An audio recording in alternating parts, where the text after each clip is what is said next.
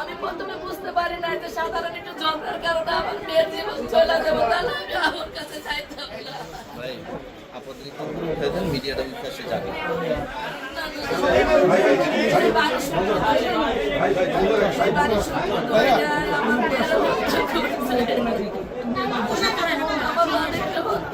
আমি হত্যার বিচার চাই। আপনি আসছেন আমার কাছে, আমার মতন আপনি যেহেতু আসছেন, আজকে আমার দাবি আপনার মতন একজন মানুষ আমি পাশে পাইছি। আমি একজন গরিব অসহায়, আমার পক্ষে সম্ভব না আমার এখানে ওখানে টাকা দিয়া মানে এটা ধামাচাপা মানে বিচার করানো। আপনাদের সহযোগিতার কারণে আমার মেয়ের ন্যায্য বিচারটা আমি পাবো, আপনার কাছে আমি আশাবাদী। আর আজকে আমি সিসিটিভির ফুটেজটা দেখতে চাই। আমরা আজকে দেখবো। সর্বাত্মকভাবে আপনাদের সাথে থাকবো মতো, এবং এই বিচারের দায়িত্ব আমি নিজে নিচ্ছি। এটার সুষ্ঠু তদন্ত এবং বিচার আমরা অবশ্যই নিশ্চিত করবো, এটা আপনাদের কাছে আলহামদুলিল্লাহ এলাকাবাসীর কাছে আমাদের ওয়াদা। আমরা অলওয়েজ আপনাদের সাথে যোগাযোগ থাকবে, প্রতিনিধি যারা আছেন এখানে তাদের সাথে, এবং কোথাও কোনো গাফলতি ঘাটতি থাকলে আপনারা দেখলে আমাদেরকে জানাবেন। আর আপনাদের এটা নিয়ে কোনো খরচ বা দৌড়াদৌড়ি এগুলো কিছু লাগবে না, এটা সর্বাত্মকভাবে আমরা যা করার আমরা করবো। জাস্ট আপনাদের যেখানে উপস্থিত হওয়ার কথা বলার সেখানে বলবো। এখানে সর্বক্ষণ সহযোগিতা পাইছে আপনার যুব সমাজের তুষার ভাইয়ের কাছে। আমরা এখানে কথাবার্তা বলে আমরা হচ্ছে ওর সাথে কথা বলবো। আপনি আসেন, আমি এখানে আরেকটা কথা বলতে চাই। এসে আমরা গোসল থেকে আপডেটটা নিব, হ্যাঁ, এবং শুধু আপনি আর খালদা ওকে নিয়ে আসেন, বেশি মানুষ আসার দরকার নেই। আমরা থানা বসের সাথে যে আপডেটটা ওনার কাছ থেকে শুনবো। আমি 11 আসনে আছি, ঠিক আছে? উদ্ধার করা হয়েছিল।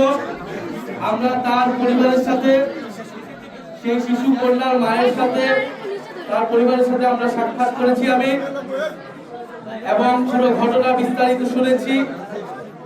ব্যক্তিগত কিছু দ্বন্দ্বের কথা উনি বলছেন, এলাকার কিছু দ্বন্দ্বের কথা উনি বলছেন। আমরা তথ্য প্রমাণ তদন্ত ছাড়া আগাম কোনো মন্তব্য এখন করতে চাচ্ছি না। আমরা এখানে এটাই বলতে এসেছি যে এই পরিবারের সাথে আমরা আছি সর্বাত্মকভাবে, এবং এই যে কন্যা শিশু হত্যা হয়েছে এই হত্যার বিচার আমরা নিশ্চিত করব যে কোনো মূল্যে। ইনশাআল্লাহ আমরা এর বিচার নিশ্চিত করব। এই অভয় এবং এই আস্থা আমরা ওনার মাকে দিয়েছি, কারণ আমরা মনে করি উনি আমাদের এই বোন, উনি আমাদের সাথেই ছিলেন। এবং এই যে তার মেয়েকে এভাবে হত্যা করা হলো, এই হত্যাটা ছিল সম্পূর্ণরূপে পরিকল্পিত।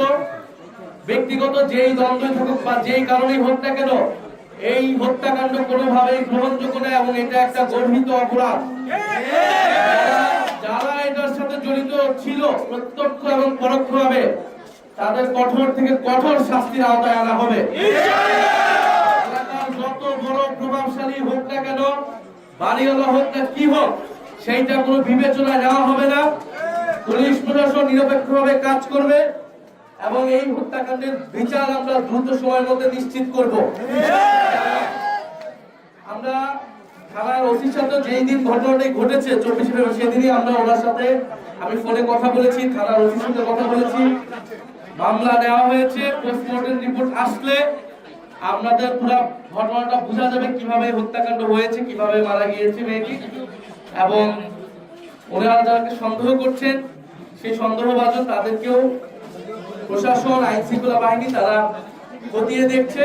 আমরা আশা করি দ্রুত সময়ে, অলরেডি একজন আসামি গ্রেফতার হয়েছে, সন্দেহভাজন একজন। আমরা আশা করব দ্রুত সময়ের মধ্যেই গ্রেফতার হবে, এবং এটা ন্যায় বিচার আমরা এই বোনকে সবাই মিলে নিশ্চিত করব। এটা আমাদের ওয়াদা। আজকে